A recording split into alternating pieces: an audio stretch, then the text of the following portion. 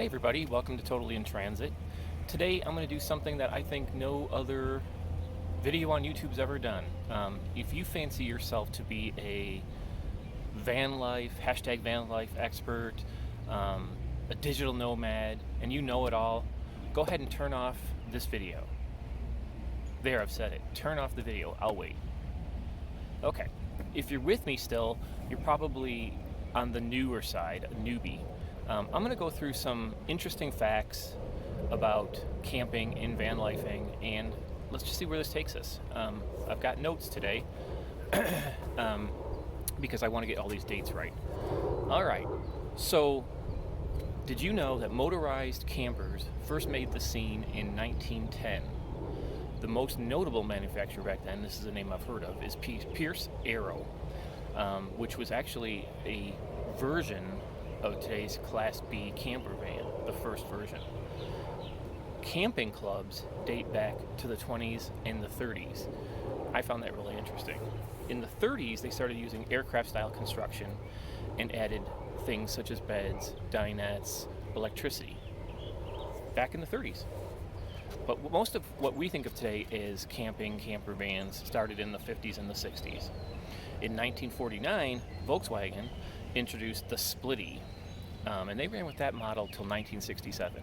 Now at this point, if you want to know what a Splitty is or any of these names, please feel free to look up on the internet. I'm not going to spend too much time kind of describing what these things are. I'll just give you the names, and if interested, you can go check them out. Also, vans, conversion van companies, they started in the 60s as well. In 67, Volkswagen went to its Type 2, which they called the Bay. One of the most interesting things about the Bay was that it had a larger motor and could get all the way up to speeds of 80 miles per hour.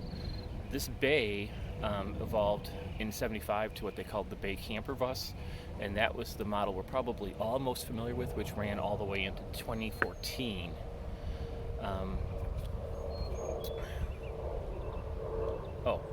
And then in the 80s, we're talking about camper conversion vans a little bit. Those are the conversion vans we think of today with those plush seats and the wood paneling running down the middle and the lights. But let's talk about changes in economies, because I think this is going to go into what we're going to wrap up with.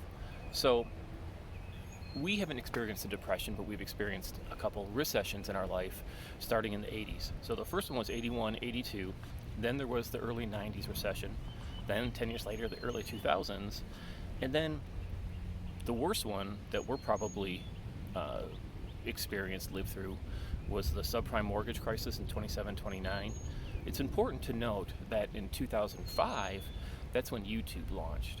So pre-2005, everybody who was notable or considered an expert on building out a van, DIY, was a blogger, right? Post 2005, most of them came to be vloggers. So one of the things you have to ask yourself is, what type of van life person do you want to be? And again, I'm aiming this at the people who still are asking those questions, right? And when I say van life person, I'm not saying you have to build a van. You can build a schoolie, you can build a box truck, I don't care. But it's just that concept of what does it mean to be a van life person, okay? So what we are is we're the weekend adventure van people. We're building our van out to accommodate bicycles or accommodate surfboards, skis, whatever it takes. Then there's this short-term adventure, right? These are the people that are going to go out for 90, 120, 6 months, days at a time.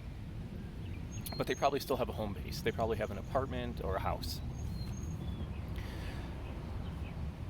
Then there's these people that I think are on YouTube the most, and these are the full-timers.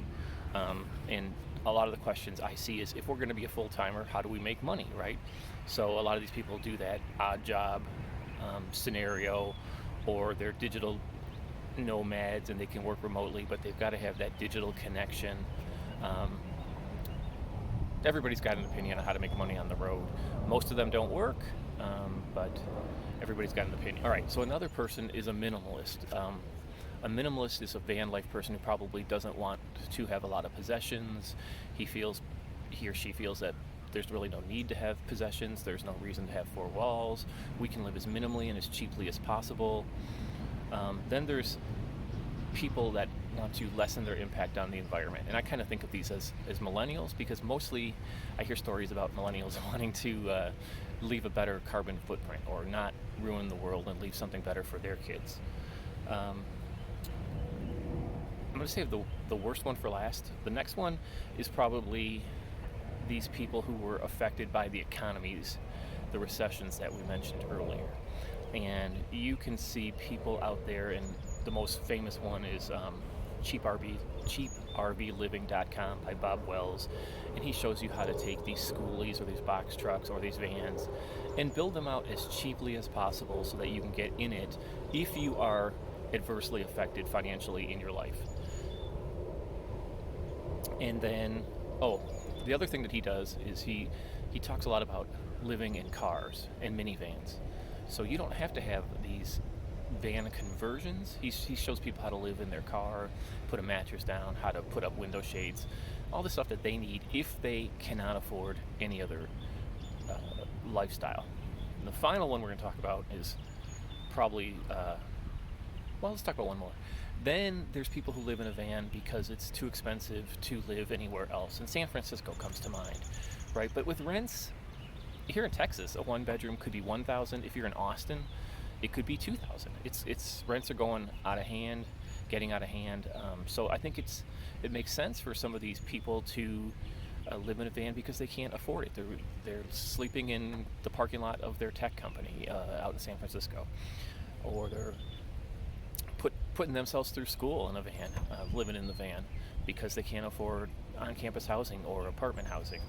And then finally, the people that are affected the most by this economies that we've talked about also are the homeless people, right? So if you're one of these final two things, the homeless or one of those cheap RV living people because you can't afford to live any other way, obviously that makes sense. But a homeless person is one who, I think in my definition, is living in a city. He wants to get back into society, where those people on cheaprvliving.com, I think they embrace that lifestyle. They go out to Arizona, New Mexico, Nevada, and they try to live on the land, the BLM land, and live as cheaply as possible.